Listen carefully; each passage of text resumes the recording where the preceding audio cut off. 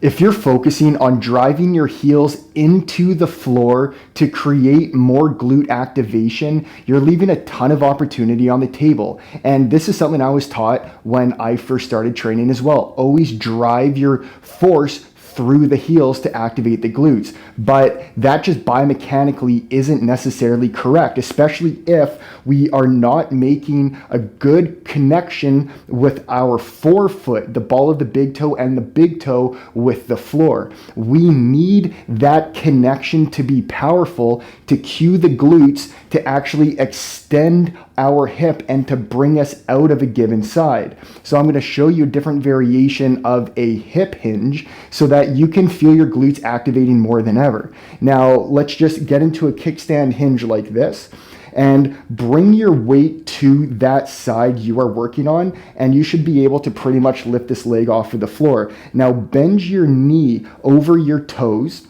so that you're doing it enough where your heel is just starting to float off of the floor. You might start feeling a little bit of tremoring going on, which is very normal. Now, without bending the knee, keep it in that position. Relax the back. We're not putting weight on our back right now, so this is fine. And we're going to drive the hip back.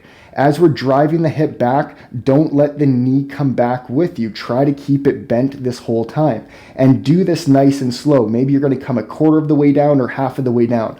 Once you're here, drive through your forefoot into the floor as you are bringing the hip forwards. I'm feeling a ton of activation already, a little bit of shaking, but I'm not straightening my knee, and I'm just bringing the hip forward, and I feel a ton of glute activation. Now, if I were just to focus on bringing more of my weight to my heel and driving through here, sure, I can feel it activated in this position, but there's a big gap when I bring my hip into extension because my glutes aren't activated. This whole entire posterior chain is now active when we bring more of our weight onto our forefoot, from the plantar fascia, the Achilles, the calf, the hamstring, and the glute to all fire and work together to bring us up, to push us out of one side. So give that a shot. Do about 8 to 10 repetitions if you can even do that, and a few sets, and see if you're noticing a complete change in how your glutes are starting to actually activate.